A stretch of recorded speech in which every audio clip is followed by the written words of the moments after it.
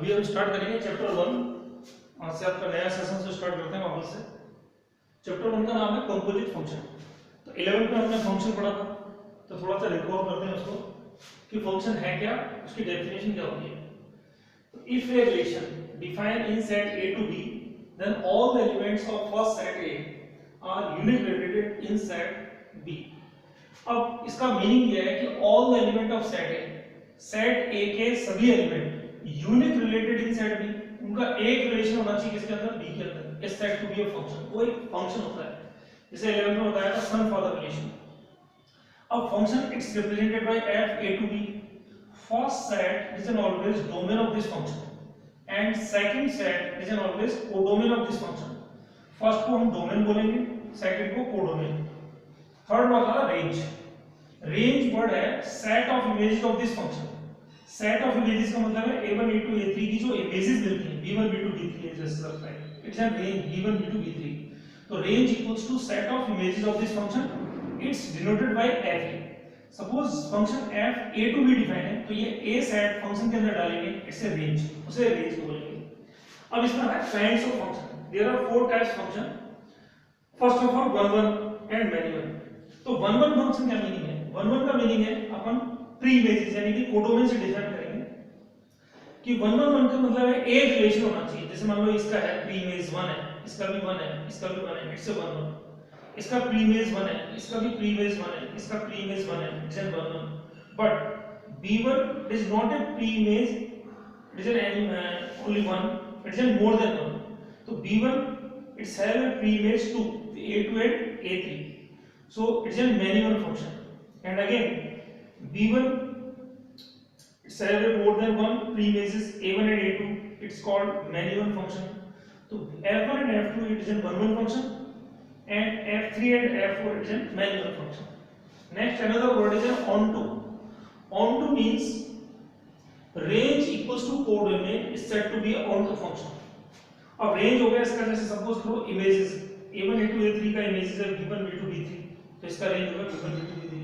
Codomain भी b1 b2 b3, तो range equals to codomain.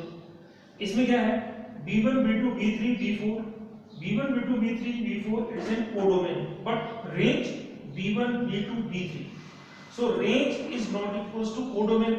तो मैंने आपको यहाँ पर देखा ये इस टाइप से, ये फंक्शन और ये फंक्शन, इसमें b1 b2 रेंज की है, b1 b2 कोडोमेन की है। तो f1 and f3 it is an onto function, and f2 and f4 ये एरो दिख रहा है आपको, it is an range is not equals to codomain। Range अलग है, कोडोमेन अलग है, तो उसको बोलेंगे इनटू, और रेंज और कोडोमेन सेम है तो उसको बोलेंगे onto। onto का सिनोनिम है सर्जेक्टिव, और वन वन का है अपना। तो वन वन onto को एक सिंगल वर्ड वन वर्ड में बोलते हैं बाइजेक्टिव फंक्शन। तो आपको कब सपोज करो एक क्वेश्चन आता है कि show that function is a bijective, तो बाइजेक्टिव के लिए हमें one one onto function prove करना होता है। वन वन के लिए हमें a1 a2 अलग अलग है, तो उसका इमेजेस भी अलग अलग है, ये वन वन की डेफिनेशन है। ऑन टू की डेफिनेशन है रेंज निकालेंगे, रेंज कोडोमेन के इक्वल आ जाएगा तो ऑन टू बोलेंगे। तो a1 a2 अलग अलग है, उसकी b1 value of the function भी डिफरेंट है, इट्स ए वन वन, और रेंज और कोडोमेन इक्वल है, it's an onto function. तो बाइजेक्टिव प्रूव करने के लिए आता है तो हम one one onto prove कर देंगे। ये हमने 11 में पढ़ा था। अब हम आते हैं 12th क्लास में। 12th में हमारा टॉपिक है कंपोजिट फंक्शन। इजी है, 3 मार्क्स का चैप्टर है। 2 क्वेश्चन इसमें एग्जाम में आएंगे आपके 1 मार्क्स एंड 2 मार्क्स में। बहुत इजी चैप्टर है, वो अपन देख लेंगे। वर्ड से पता लग रहा है जैसे कंपोजिट, कंपोज करना किसी चीज को, यानी कि एक नई चीज बनाना। तो हम कैसे बनाते हैं नई चीज को, यहाँ पर हम सीखने वाले हैं। या मैट्रिक्स में जैसे पढ़े थे सेम उसी तरीके का टॉपिक है कि if a b and c are non empty set, there are 3 non empty set if 2 functions are defined in set abc।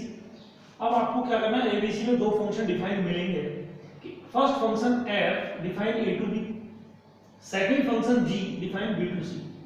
अब फर्स्ट फंक्शन और सेकंड फंक्शन इस तरीके से डिफाइन होना चाहिए, then necessary condition equals to codomain of first function. जैसे ये first function है आपका, ये वाला फर्स्ट है और ये सेकंड है, तो कोडोमेन ऑफ फर्स्ट फंक्शन यानी कि ये it is equals to domain of second, यानी कि ये दोनों इक्वल हैं।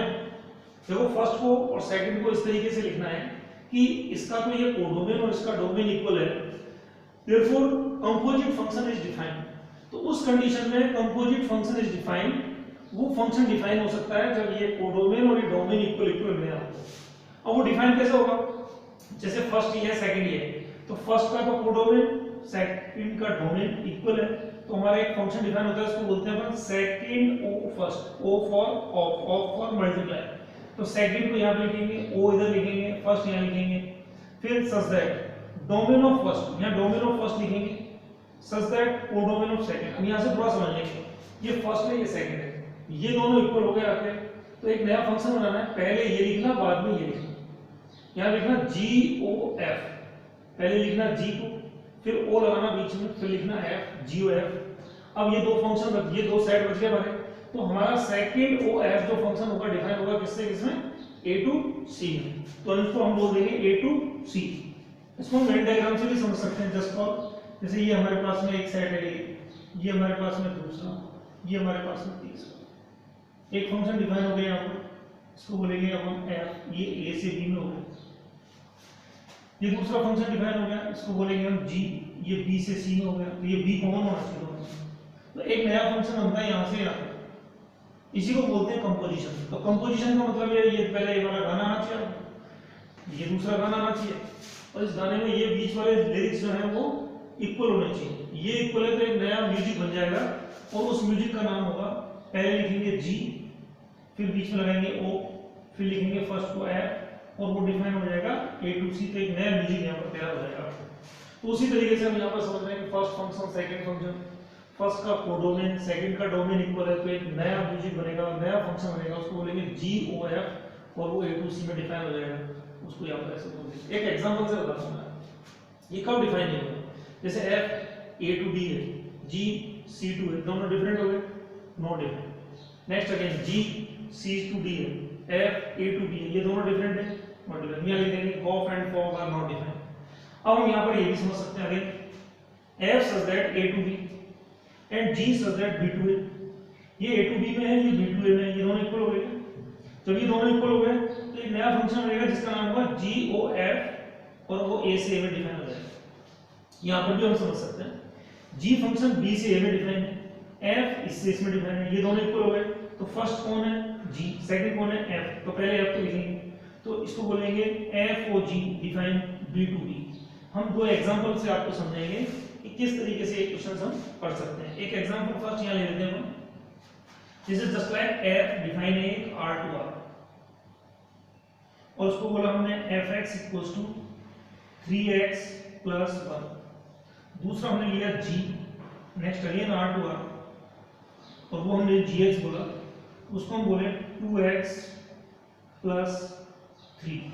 इस टाइप का कोई फंक्शन है हमारे पास में। तो हम यहाँ पर देखेंगे कि ये फर्स्ट हो गया, ये सेकंड हो गया, ये और ये दोनों इक्वल है।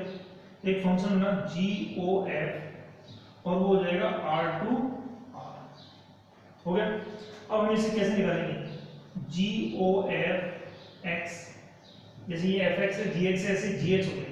अब जी एक्स को बना रहे हैं हम, तो हम इसको ऐसे लिखते हैं जी ब्रैकेट, ये ओ को हटा के ऑफ का मतलब है ब्रैकेट होता है मल्टीप्लाई, यहाँ पे लिख देंगे एफ एक्स।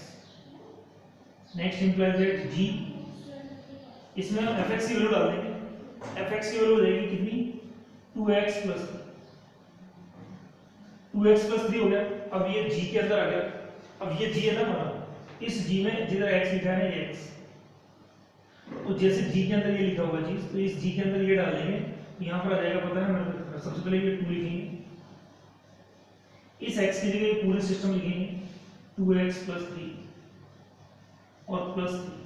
तो ये इससे इसको कंपेयर करो, 2 की जगह 2 आ गया, x की जगह ये आ गया, 3 की जगह 3 आ गया, इसे सॉल्व कर देंगे तो हो जाएगा 4x प्लस 6 प्लस 3, तो फाइनल आंसर आ जाएगा 4x प्लस 9।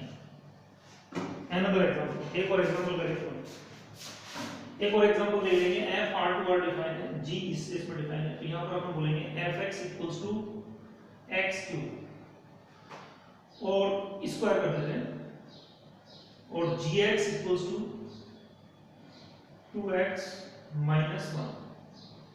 अब यहाँ पर हम देख लेते हैं कि इसको हम फर्स्ट लेते हैं, इसको सेकंड, तो हमारे पास में एक फंक्शन डिफाइन हो सकता है GOF, next again define R2R। अब सपोज मुझे निकालना है GOX, पहले मैं जी लिखूंगा, फिर ये एफ एक्स लिखेंगे, ये हो जाएगा जी, ब्रैकेट एफ एक्स की वैल्यू डाल देंगे एक्स स्क्वायर। अब ये g के अंदर x स्क्वायर है तो gx आपके पास में 2x स्क्वायर, तो gx में x की जगह वो लिख देंगे जो यहाँ लिखा हुआ है। तो ये पूरी लाइन लिखेंगे अपन gx की, क्या लिखेंगे? फर्स्ट ऑफ ऑल 2 लिखेंगे, g नहीं लिखना जाना, g के अंदर वैल्यू डालनी, इधर x की जगह क्या रहेगा x स्क्वायर माइनस कितना हो जाएगा 1 dx का gx। नेक्स्ट अगेन हम ऐसे भी बोल सकते हैं सर, g को तो हमने ले लिया कितना r2, f को ले लिया हमने अगेन r2, हमने फर्स्ट g को माना, सेकंड किसको माना f को माना, ये दोनों इक्वल है तो हमारा एक फंक्शन डिफाइन होगा जिसका नाम होगा f o g, again define r2r। अब सपोज हमें f o g की वैल्यू निकालनी है फॉर की, तो सच दैट जैसे आपसे कोई पूछेगा आजकल क्या चल रहा है मैथ्स में तो आप बोल सकते हो फॉर चल रहा है, ठीक है। तो यहाँ पर आ जाएगा कितना अगेन fx, अब ये निकालना है f ब्रैकेट gx। अब फर्स्ट ऑफ ऑल पहले gx की वैल्यू सब्स्टिट्यूट करेंगे कितना 2x, तो ये f तो ऐसी चीज है, gx की पूरी वैल्यू यहां डाल देंगे 2x माइनस 1, ये 2x माइनस 1 हो गया। अब ये f के अंदर 2x माइनस 1 है तो fx में जहां x लिखा हुआ है इस x के ऊपर स्क्वायर, तो हमें इस x की जगह ये पूरी चीज ये लिखना है 2x माइनस 1 और इसके ऊपर स्क्वायर तो पहले से लगा हुआ है, ये हो जाएगा अपना कितना 2x माइनस 1 होल स्क्वायर।